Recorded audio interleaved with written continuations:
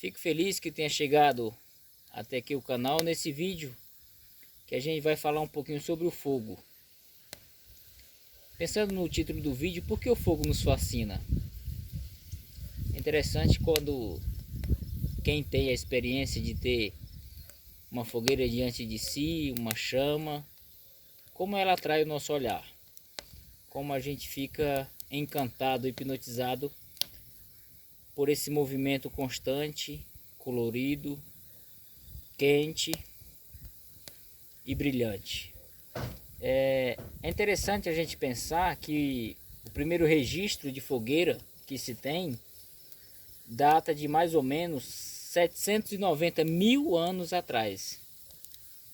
Esse registro foi lá do Oriente Médio, lá em Israel, onde os humanos já usavam, já manipulavam esse fenômeno da natureza que é o fogo.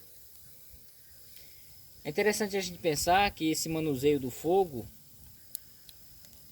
proporcionava, como nessa noite fria aqui em Walden, proporcionava o calor, proporcionava e proporciona hoje proteção, pensando em animais, pensando em insetos. Quando você acende uma fogueira no acampamento, você de certa forma fica protegido principalmente dos animais maiores, né? E também esse fogo tinha um terceiro fator, que era a utilidade. Tanto na cozinha, como a gente pode usar hoje, a gente usa na casa da gente a chama para cozer os alimentos, como a utilidade também de fazer cerâmica, né? Os primeiros artefatos de barro, o homem acabou descobrindo, talvez por algum acidente, que passado pelo fogo ficava mais resistente. Então tem esse fator que nos remete a esse tempo bem primitivo da espécie humana, né? E a gente pensando, talvez essa informação que dá utilidade do fogo, talvez tenha passado através dos genes, através das memórias celulares, e hoje a gente, sem ter essa necessidade como tínhamos no passado longínquo, mas a gente ainda hoje consegue, a gente ainda hoje fica atraído pela chama. E seguindo um pouco na história, mas ainda muito lá atrás, a gente pode lembrar de Heráclito, um filósofo grego que nasceu em 540 a.C. e dizem que morreu em 470 a.C. E Heráclito é um dos filósofos pré-socráticos que começa a pensar o mundo a partir do princípio natural. Então antes tinha a mitologia grega para explicar a origem do universo, os fenômenos naturais. E esses filósofos começaram a pensar a partir de fenômenos naturais. E para Heráclito, o princípio norteador, o princípio que simbolizava a criação e o funcionamento do mundo era o fogo.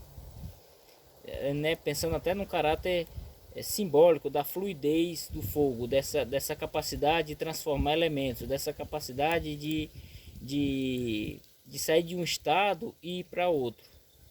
E é também do Heráclito, esse filósofo muito importante da antiguidade, aquela frase: o homem não se banha duas vezes no mesmo rio, que se banha a primeira vez, na segunda não é a mesma água e não é o mesmo homem.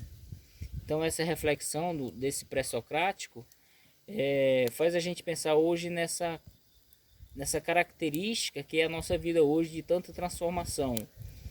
Hoje a gente vê um fenômeno de um ponto, acontece mais alguma coisa, a gente muda, o mundo se transforma, e assim como o fogo, que é esse constante movimento, a gente pode ver aqui através do vídeo, que a chama não fica parada, o vento consegue tirar ela da sua linha, do seu trajeto. Então essa capacidade de se modificar, essa capacidade de fluir. Então talvez por isso que o fogo nos fascine tanto, né? Por isso, talvez, que o fogo atraia tanto o nosso olhar, pela essa sua capacidade de se adaptar, essa sua capacidade de transformação. Então se você gostou do vídeo, chegou até aqui, deixa um gostei, se inscreve no canal, compartilha o vídeo, que pode ser pouco para você, mas é muito importante para nós. Viver com o mínimo, viver ao máximo. Viva o Walden!